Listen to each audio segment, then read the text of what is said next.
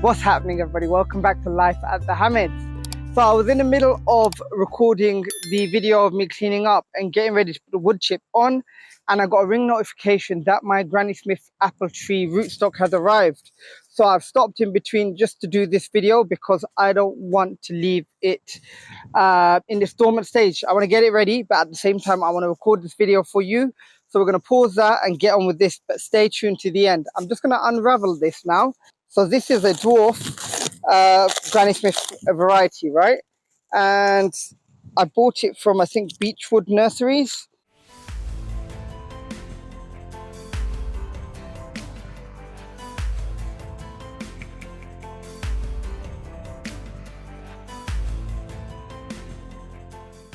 All right, everybody. So there you have it.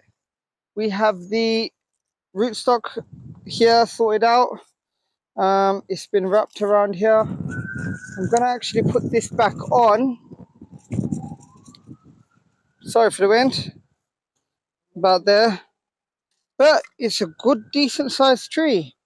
So, like I said, it's a dwarf variety. It's already started to pull out some leaves. I'm going to, so with these, you're supposed to soak them up to 3 hours, 3 hours to overnight. So what I'm going to do is I'm going to go get a bucket there. I'm going to basically soak this while I continue with the garden in the other video. And then I'm going to come back and I'm going to show you how I'm going to plant this and put it in a container. All right, everyone, stay tuned and see you in a second. All right, everybody. So it's been about 3 hours, 2.5 hours since I left the apple tree to soak in some water. So as you can see, I've got a bucket and I've just literally soaked the roots in water. This is basically going to give them the best chance to survive in when transplanting. So as you can see, just done that. And then what we're going to do, it's got a very good root system on it. As you can see, I'm just going to untangle it and then I'm going to put it straight in. It comes with its own bamboo stick. So I'm just going to open this out because with container plants, you need to water these regularly. So I want these to go as deep as possible. What I'm going to do is, this container is about, let's see, yay high. So I want it to be level to the top, and then I'll put some bark in there. So I think that should be plenty. And what I've done is I've already put some earth in here from here. So it's peat-free multi-purpose compost. I've already filled it halfway, and then I'm just working the roots around into the compost, laying it where it's going to be, so they're all spread out already. And then I'm going to pat that down, and then I'm going to add the rest in.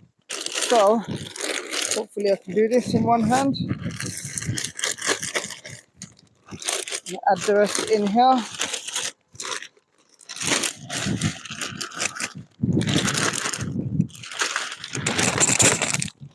There we go. And I'm going to firm that down. Now this tub that I've got is from B&Q. It's about 40 litres in terms of volume. And it costs about $6.99, I believe. So instead of spending a whole load of money on a container, I just bought one of these, drilled holes at the bottom to make sure there's lots of drainage. And basically, that's it. $6.99 for one of these. I'm going to plant that where the bay tree goes. But what I'm going to do is I'm just going to grab some more compost and fill it up a little bit more. Give me a second. Okay, so I've got some more compost. I'm just going to continue to fill that up with compost until it gets higher than the main roots, which is over there. Just a bit more, tamping it down as I go along.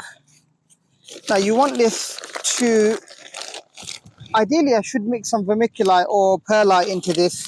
I'm going to see how it does for now in terms of drainage. As long as it doesn't get waterlogged, it should be fine. If so, I can always empty it out into my wheelbarrow and mix some of that in there.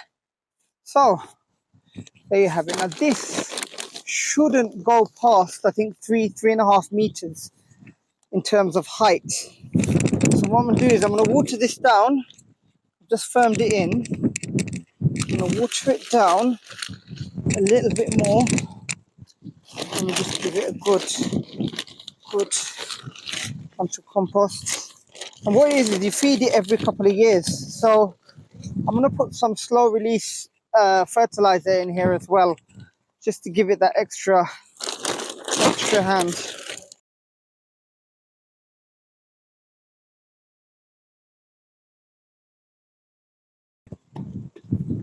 Lovely. So I'll give it another water.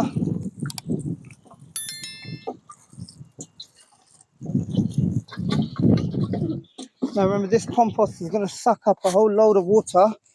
So until I see it kind of dribble out, I'm going to water it every 10 minutes. But what I am also going to do is I'm going to mulch it. So what I'm going to do is I'm going to grab some wood chip. Luckily I have plenty of that. And I'm going to place it on top.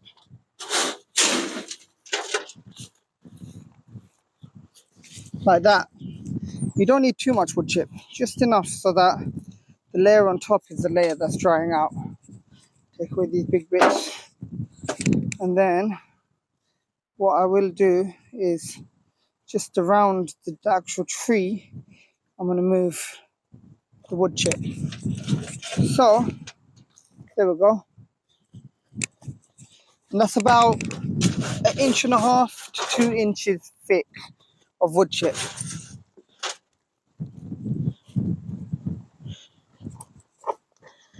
There you have it.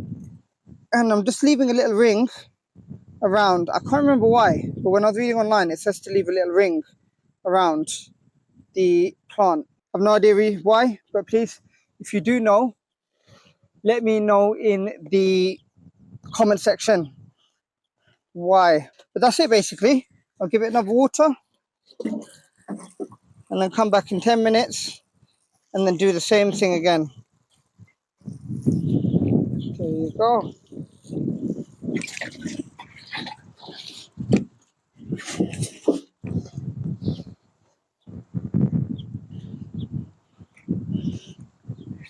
Alright everyone, there you have it. As you can see, my Granny Smith apple tree, really excited to see this grow. I'm not sure if it will fruit in the first year. It says 2 to 3 years.